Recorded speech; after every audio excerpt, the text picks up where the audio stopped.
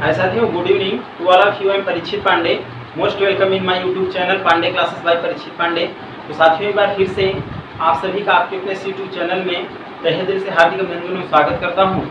आज मैं साथियों आप लोगों के लिए क्लास 11th की मैथमेटिक्स कक्षा 11 की गणित लेकर के उपस्थित हुआ हूँ और इसमें आपका पहला पार्ट है सेट समुच्चय, जिसे आप कहते हैं सेट थ्योरी, समुच्चय सिद्धांत। उसी टॉपिक पर आज हम चर्चा करेंगे और यह आपका पार्ट नंबर 1 है। समुच्चय सिद्धांत कक्षा 11 के लिए कक्षा 12 में भी है समुच्चय, लेकिन उसमें आपका इससे थोड़ा सा हार्ड है, परिवर्तित है साथियों। तो इसमें हम आपसे बात करेंगे आज समुच्चय किसे कहते हैं, समुच्चय की उत्पत्ति कहाँ से हुई थी और समुच्चय की उत्पत्ति के जनक किसे माना जाता है, इसके बारे में हम साथियों चर्चा करेंगे। लेकिन हम आपसे आग्रह करेंगे कि वीडियो को ज़्यादा से ज़्यादा शेयर करें, चैनल को सब्सक्राइब करें। अगर चैनल पे नए हैं तो अपने दोस्तों के पास भी शेयर करने के साथ साथ चैनल को सब्सक्राइब करें, बेल आइकन को जरूर दबाएं। चलिए साथियों, बात कर लेते हैं। पहला पार्ट आपका है समुच्चय, जिसमें आप आज पढ़ेंगे सबसे पहला पार्ट 1 है। समझ रहे हैं साथियों, पार्ट नंबर 1, ठीक है। पहला पार्ट आप पढ़ेंगे। सबसे पहले बता देते हैं समुच्चय जो है, समुच्चय की उत्पत्ति जॉर्ज कैंटर नामक गणितज्ञ ने किया था। जर्मन के गणितज्ञ थे जॉर्ज कैंटर, जिन्होंने सेट समुच्चय की उत्पत्ति कहाँ से हुई थी, जर्मन के गणितज्ञ जॉर्ज कैंटर के द्वारा हुई थी। तो साथियों, समुच्चय का सिद्धांत उन्होंने दिया था। समुच्चय किसे कहते हैं, तो उन्होंने बताया था कि वस्तुओं के सुपरिभाषित, सुसंगठित से व्यवस्थित तरीके या क्रम को हम समुच्चय कहते हैं। ध्यान रखना साथियों, वस्तुओं की सुपरिभाषित या वस्तुओं के सुव्यवस्थित,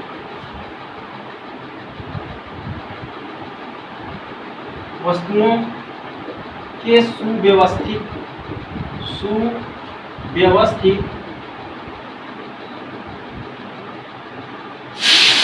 वस्तुओं के सुव्यवस्थित, सुपरिभाषित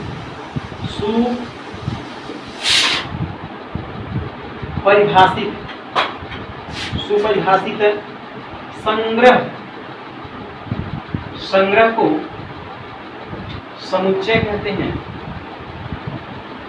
समुच्चय कहते हैं।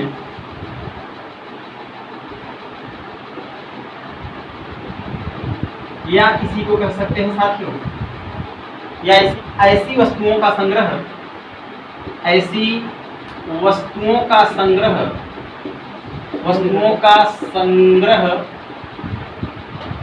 जिसमें एक विशेष गुण होता है,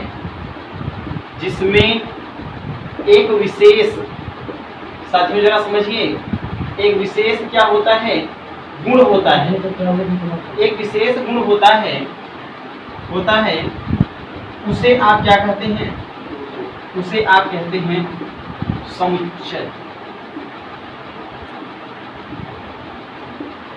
उसे क्या कहते हैं, समुच्चय कहते हैं। मैंने लिखा हूँ वस्तुओं के सुव्यवस्थित सुपरिभाषित संग्रह के समूह को या संग्रह को समुच्चय कहते हैं, या ऐसी वस्तुओं का संग्रह जिसमें एक विशेष गुण होता है, उसे क्या कहते हैं, समुच्चय कहते हैं। यहाँ पे बात आती है साथियों, सुव्यवस्थित का क्या तात्पर्य है और सुपरिभाषित।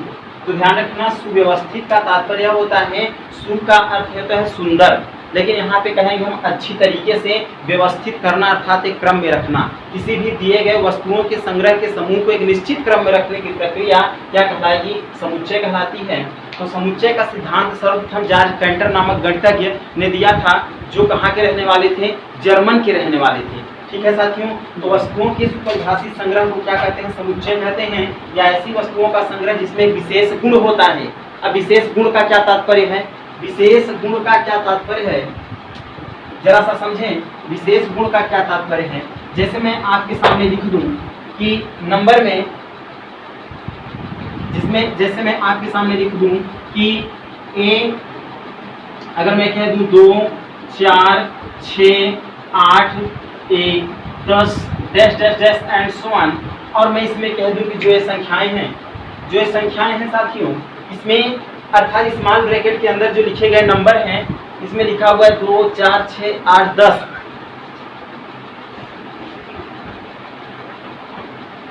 2 4 6 8 10 लिखा हुआ है, तो ये जो नंबर्स लिखे हुए हैं इसमें एक विशेष गुण है। विशेष गुण का तात्पर्य यह है कि जो 2 4 6 8 10 साथियों लिख रहे हैं ये आपके सम संख्याएं हैं। इसमें एक विशेष गुण पाया गया कि जो हमारे नंबर्स अर्थात हमारे जो अवयव हैं ये सभी अवयव एक सुंदर तरीके से सुव्यवस्थित हैं और उसमें सुपरिभाषित भी हैं। और इसमें जानते हैं एक विशेष गुण भी है। कैसा गुण है? विशेष गुण। क्योंकि जो 2 4 6 8 10 12 आपकी नंबर्स होती हैं, जो 2 से डिविजिबल नंबर होते हैं, उन सभी नंबर को हम कहते हैं कौन सी संख्या? सम संख्या, जिसे इंग्लिश में कहते हैं इवन नंबर।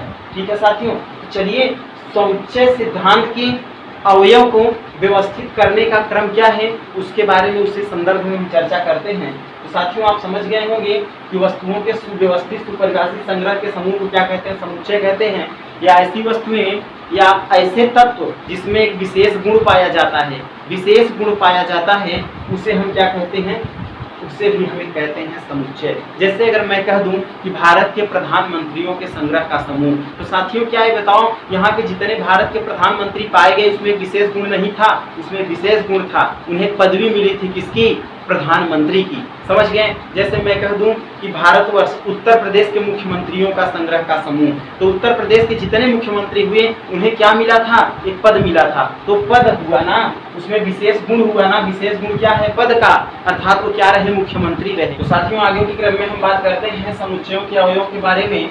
तो समुच्चय के अवयव क्या होते हैं और समुच्चय को कैसे निरूपित करते हैं, इनके अवयव को कैसे निरूपित करते हैं। अवयव को कहते हैं आप एलिमेंट, या अवयव को आप तत्व के नाम से भी जानते हैं साथियों, इन्हें तत्व भी कहा जाता है। ठीक है, तो चलिए हम बात कर लेते हैं समुच्चय के अवयवों को। ध्यान रखना साथियों, इसमें आपको एक नोट के माध्यम से हम समझा रहे हैं। जो समुच्चय होता है, समुच्चय को हमेशा अंग्रेजी के बड़े अक्षरों के द्वारा निरूपित किया जाता है। उन्हें हम क्या करते हैं? क्या कहा मैंने? समुच्चय जो होता है, समुच्चय को हमेशा अंग्रेजी के बड़े अक्षर अर्थात कैपिटल लेटर से निरूपित किया जाता है। और उनके अवयव जो होते हैं, किसी भी दिए गए समुच्चय के अवयव को हमेशा स्मॉल लेटर से लिखा जाता है और इन्हें हमेशा कामा के अंतर्गत रखा जाता है। समझ गए साथियों? तो अवयव को कैसे स्मॉल लेटर से लिखते हैं और समुच्चय को हमेशा कैपिटल लेटर से लिखते हैं। किसी भी दिए गए समुच्चयों के अवयव को, नोट नंबर सेकेंड, किसी भी दिए गए समुच्चय के अवयवों को हमेशा मझले ब्रैकेट के अंदर रखा जाता है। फिर आगे हम साथ में बात करेंगे कि अवयव अर्थात समुच्चय को निरूपित करने की कितनी विधियां हैं। बात करेंगे समुच्चय को निरूपित करने की 2 विधियां हैं। पहले नोट के बारे में लिख देते हैं, ध्यान देना साथियों। समुच्चय जो आपका होता है, समुच्चय को हमेशा कैपिटल लेटर्स या बड़े अक्षर से निरूपित किया जाता है। निरूपित किया जाता है। साथियों एक बात और है कि समुच्चय के जो समुच्चय होता है, समुच्चय को हमेशा बड़े अक्षर, अब यहाँ कुछ बच्चे सोच रहे होंगे सर बड़े अक्षर हिंदी में भी होते हैं, अंग्रेजी में भी होते हैं, है ना? तो ध्यान रखना साथियों, जो बड़े अक्षर का तात्पर्य यहाँ पे है अंग्रेजी के कैपिटल लेटर से, ठीक है ना? इंग्लिश के कैपिटल लेटर से। किससे? इंग्लिश के कैपिटल लेटर से। अर्थात जैसे मैं कह दूं, जैसे यहाँ पे मैंने लिख दिया ए, है ना? एक आपको देख दिया यहाँ 1 2 3, है ना? ए 4, इस तरीके से लिखा हुआ है। तो यहाँ पे जो हमारा ए है, एक समुच्चय है। क्या है साथियों? एक समुच्चय है, ठीक है ना? नोट नंबर सेकंड की अगर हम बात करेंगे, तो जो अवयव होते हैं समुच्चय के अवयव क्या होते हैं? समुच्चय के जो अवयव होते हैं, समुच्चय के अवयव या तत्व हमेशा अंग्रेजी के स्मॉल लेटर में, इसमें अंग्रेजी के स्मॉल या छोटे अक्षर, अंग्रेजी के छोटे अक्षर में, छोटे अक्षर में निरूपित किए जाते हैं।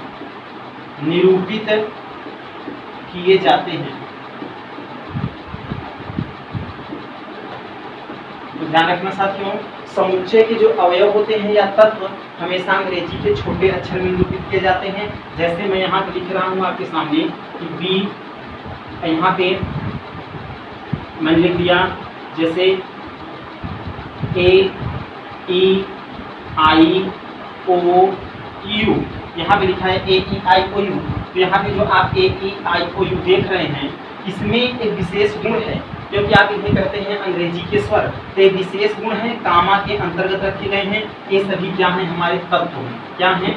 तत्व, या इसी को कहते हैं अवयव। क्या कहते हैं? अवयव। तो साथियों बात समझ में आ गई। जो समुच्चय होता है अंग्रेजी के कैपिटल लेटर से हमेशा निरूपित किया जाता है, और जो इनके अवयव होते हैं अर्थात तत्व होते हैं हमेशा अंग्रेजी के स्मॉल लेटर में लिखे जाते हैं। और अवयवों को समुच्चय में निरूपित करने के लिए हमेशा साथियों इन्हें कामा के अंतर्गत रखा जाता है। समझ गए? हमारी बात को समझ पाए होंगे। तो समुच्चय के अवयव, एलिमेंट ऑफ सेट समझ गए होंगे। समुच्चय को हमेशा बड़े अंग्रेजी के बड़े अक्षरों से निरूपित किया जाता है। और जो आपका इनके तत्व होते हैं, तत्व या अवयव, तत्व या अवयव को हमेशा अंग्रेजी के स्मॉल लेटर से लिखा जाता है। और साथ ही इन्हें हमेशा मेजले ब्रैकेट के अंदर निरूपित किया जाता है। कुछ बच्चों के दिमाग में आ रहा होगा कि सर मझले ब्रैकेट के अंदर ही निरूपित क्यों किया जाता है? तो ध्यान रखना साथियों, समुच्चय को हल करने को या निरूपित करने के लिए मुख्यतः दो विधियां होती हैं। हम उनके बारे में अगले क्रम पर चर्चा करेंगे, अगले क्लास में चर्चा करेंगे। लेकिन हम आपको आज जो बताए हैं समुच्चय सिद्धांत, समझ गए? इन्हें कमेंट्स के माध्यम से आप लोग बताइएगा कि वीडियो आपको कैसे लगी। और आप लोग लाइव क्लास हमारा लेना चाहते हैं मैथमेटिक्स का, क्लास 11th भी चलेगा, क्लास 12th भी चलेगा। तो क्या मैथमेटिक्स की क्लास आप लोग लेना चाहते हैं या नहीं? इसके बाद अभी केमिस्ट्री की क्लास ललित सर पढ़ाएंगे, उसमें आप लोगों को केमिस्ट्री के बारे में बताएंगे। केमिस्ट्री की भी क्लास आपको कैसे लगी कमेंट्स के माध्यम से आप लोग हमें जरूर बताइएगा। ठीक है साथियों, तो आज की क्लास में बस इतना ही। धन्यवाद।